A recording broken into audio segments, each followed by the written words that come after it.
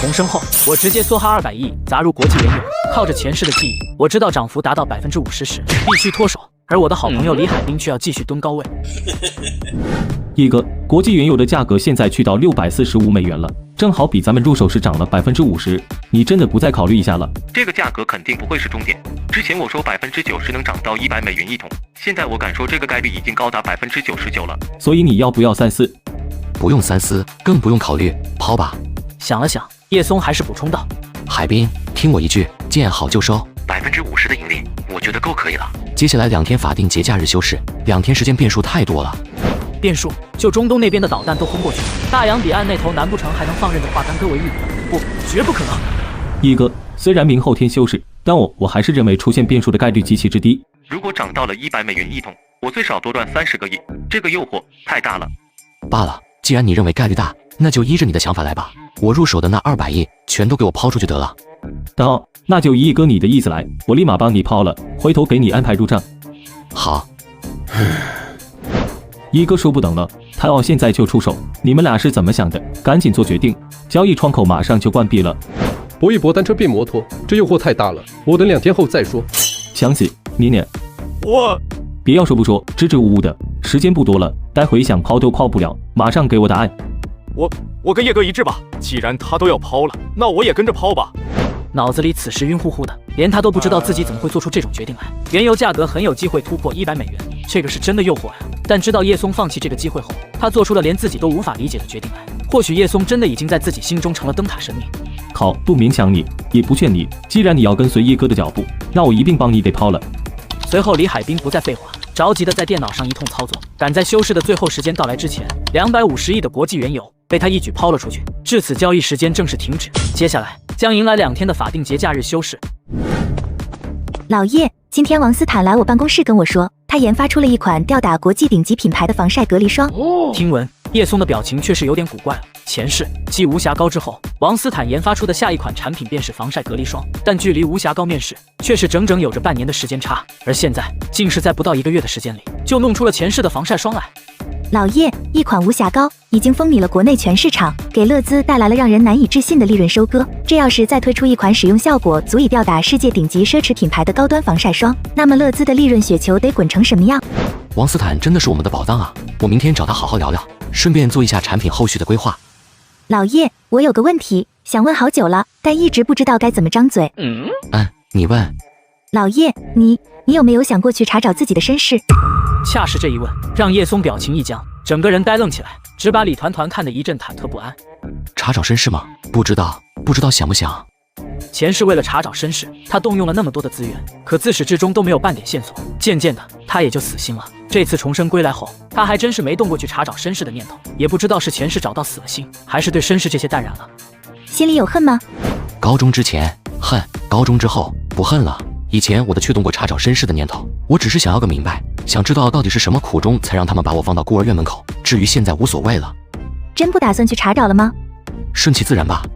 前世走完了80多年的全程人生，该看开的前世早已都看开了，又何须重活一遭后还继续去揪着呀？也不知是天意巧合还是怎么。同一时间，燕京皇城根下，一座3代同堂的4合院里，一名头发微微花白的儒雅中年拿着一张报告单，双手狂抖，浑身剧颤的摇摇欲坠。魏东他不是我跟柳慧的儿子。儒雅中年发软的多颤出这句话，若不是那超乎常人的心理素质，恐怕这会儿就已经扛不住了。养了29年的儿子，突然得知竟非自己夫妻俩的儿子，换作是谁都接受不了这种打击。报告上是这么显示的。站在头发花白的儒雅男人面前，呈上报告单的严姓老人神色复杂的应了一声，完全不敢去直视对方的眼神跟表情。这突然得知林卫东不是林家人，不仅是父子之间没有任何血缘关系，就连母子之间都没有任何血缘关系。别说林家人，连他这个下人都接受不了这种晴天霹雳。能够确切吗？不会出现误判吗？是的。下一刻，儒雅中年转身一拳狠狠轰在桌面上。他不是我跟柳慧的儿子，那我们的儿子在哪？他又是谁的儿子？书房中陷入了落针可闻的死寂中，严姓老人动也不敢动，如似雕像似的低着头。不知过了多久，掩面而泣的儒雅中年松手抹去泪水。我早就该怀疑了。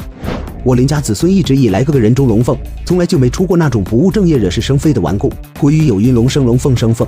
我和柳慧的结晶怎么可能会是那种不思进取的混账纨绔啊？儒雅中年含泪崩溃，严姓老人仍然不敢应声，已经保持着雕塑般的低头姿势。目前知道这事的都有谁？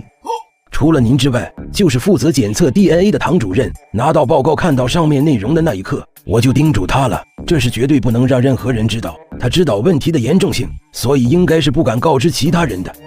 这是绝对不能让柳慧知道，至少目前绝对不能让他知道，他肯定是接受不了这种打击的。还有老爷子那边，也不能让他察觉到任何异样。一旦这事张扬开来，且不说老爷子跟柳慧那边会如何，光是咱们林家，光是我林正都得成为这燕京城中的笑话。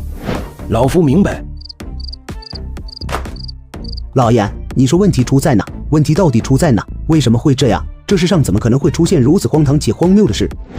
这个问题我在回来的路上一直都在想。夫人当初是在京协医院进的产房，所以医院方面出问题的概率小之又小。我想了好久好久，唯一觉得有可能出现问题的环节是当初您跟夫人请的那个保姆。当年夫人生下小少爷后，身体处在了一段时间不短的虚弱期中，而您当时因为要上党校，也没时间陪在夫人跟孩子身边，几乎全是那位保姆在照料了夫人跟小少爷。你这意思是柳慧那个同乡保姆她来了一出狸猫换太子？虽然我知道这极其荒谬，可这是我能想到的唯一一个合理的可能性，否则根本无法解释为什么卫东的 DNA 不仅跟您对不上，就连夫人的都对不上。马上给我找到当年那个保姆。回来的路上我已经让人去查了，一有他的消息线索，我这边马上就会得到通知。严姓老人的话声刚落，口袋里的手机立即嗡颤起来。严姓老人看到来电显示后，立马按下了接通。来。片刻后，民众的脸色已是阴沉到几乎能逼得出水来，全程除了一声喂之外，直至挂断电话，再无其他话语。当年那位保姆在离开林家返回乡下后，没几年就遭到意外发生了车祸。他儿子是个西冰堂的，当初在拿到车祸赔偿后，不久因为西冰堂过量也给挂了。合着眼下的唯一线索已经断了，清零了。若说当年真是那位保姆搞的鬼，真是他策划的狸猫换太子，那我就没有任何办法跟线索再去找回我跟柳慧的亲生儿子了。严姓老人无法再去直视林正的眼神，唯有低头沉默表以回应。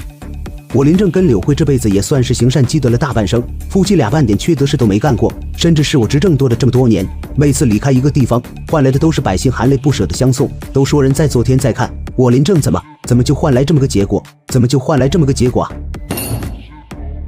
林正泣不成声，严姓老人牙关一咬再咬，最后还是什么都说不出来。老严，你先出去吧，让我静静。